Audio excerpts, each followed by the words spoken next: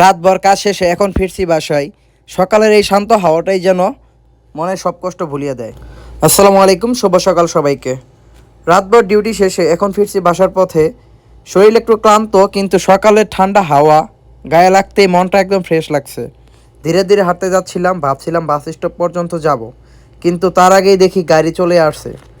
ভাগ্য ভালো, দাঁড়াতে হলো না।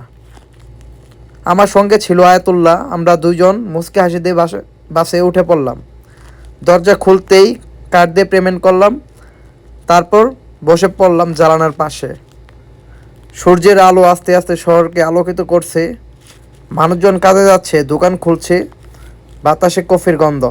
সব কিছু এত শান্ত, এত সুন্দর লাগছিল, যেন মনে হচ্ছিল এই সকালটা শুধু প্রবেশন না, আমার নিজেরও।